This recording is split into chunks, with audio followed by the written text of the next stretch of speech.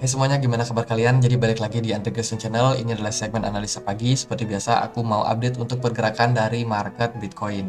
Teman-teman, hari ini itu tanggal 3 Kamis ya, November. Nah, sekarang kita sudah dapat beberapa data lagi, yaitu kenaikan bunga atau interest rate dari The Fed sendiri sebesar 75 basis point atau 0,75%. Dan The Fed masih dalam kondisi hawkish, teman-teman. Nah, kenaikan ini menyebabkan market cukup volatile tadi pagi, bahkan sampai sekarang pun market masih dalam kondisi drop, teman-teman.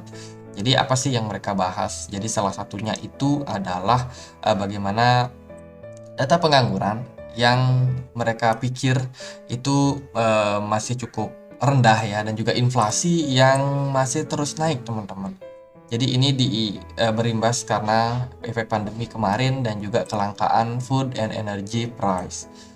Jadi itu yang jadi statement awalnya dari Jerome Powell, dan berbicara tentang rencana mereka untuk dovish. Ternyata Jerome Powell merespon ini masih terlalu dini nih untuk membicarakan hal tersebut, karena The Fed sendiri mau fokus menekan inflasi ya.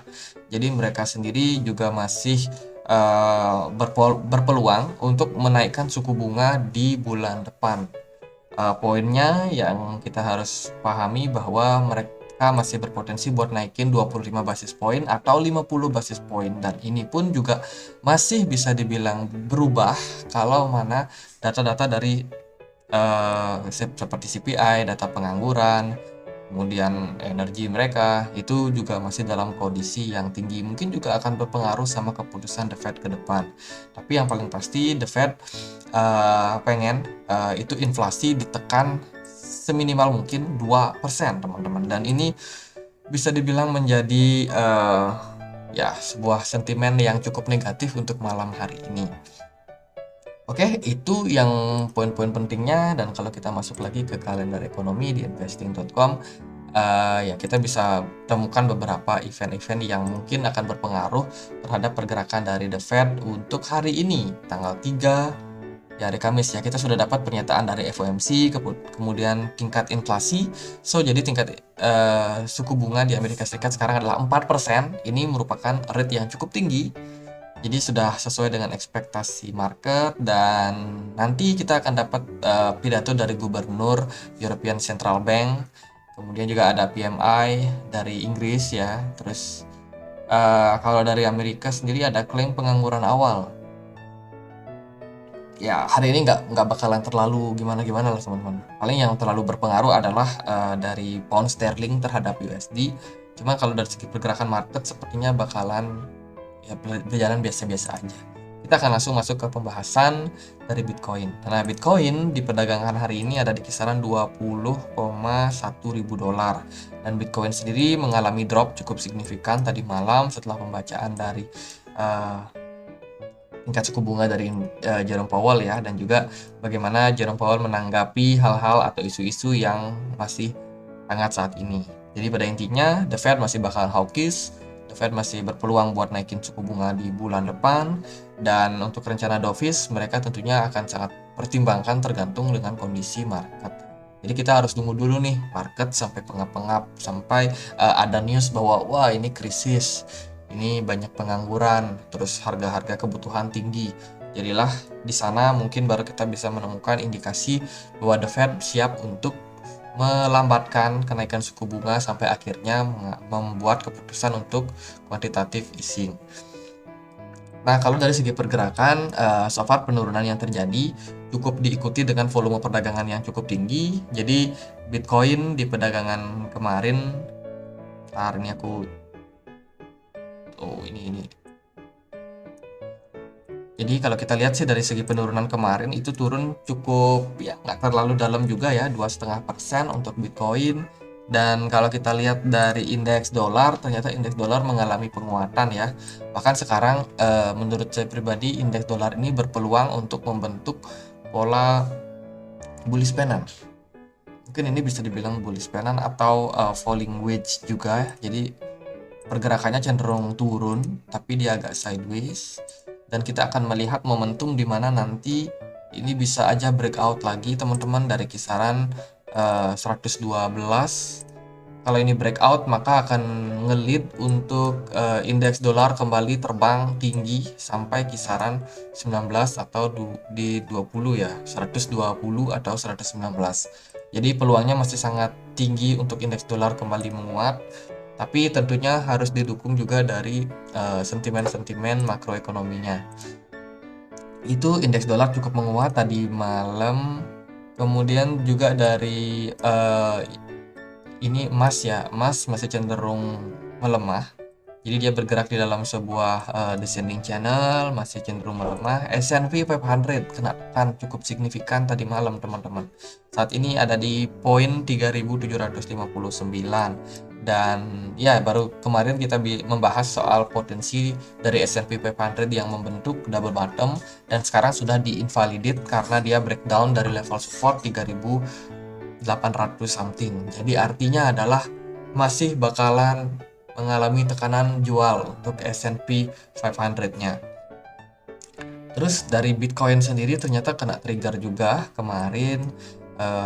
Ya bisa dibilang tekanan seller mulai muncul lagi ya, dan saat ini posisinya Bitcoin running untuk satu candle merah. Dan ya selama dia masih berada di atas level 20.000, saya pikir masih cukup positif buat Bitcoin. Karena meskipun kemarin kita sudah bahas Bitcoin ada kecenderungan membentuk double top di sini setelah dia gagal untuk menembus level 21.000, maka masih ada potensi buat Bitcoin untuk turun ke kisaran 20.000. Dan ya sepertinya tercapai. Dan saat ini kita perlu menunggu konfirmasi apakah Bitcoin bakalan bisa mempertahankan level support di 20.000. Karena kalau itu terjadi, maka kita bisa aja nih bergerak dalam kondisi sideways sementara waktu. Jadi skenario pertama mungkin Bitcoinnya cuma sideways di kisaran sini, mungkin dia bisa untuk mempertahankan level di 20.000. Kemudian kalau ada sentimen negatif, sejelek-jeleknya nih Bitcoin ternyata drop, dia confirm membentuk double bottom, maka potensinya untuk turun sampai ke level 18.600 itu masih sangat berpeluang. Dan kalau kita cek juga dari target penurunan, di sini kita tarik turun, maka targetnya sebenarnya ada di kisaran 19.000. Jadi posisi 19.000 ini menarik buat teman-teman untuk perhatikan. Kalau saja nanti Bitcoinnya ternyata gagal mempertahankan level 20.000, maka potensi dia turun ke 19.000 juga masih terbuka. Jadi buat teman-teman yang kemarin nonton video aku bilang, wah ini udah bahaya nih yang pegang bear, yang pegang koin-koin down. Nah, teman-teman bisa untuk mulai cicil jual ketika Bitcoin memang turun dari 20.000. Jadi itu hal yang kita harus pahami untuk kondisi saat ini.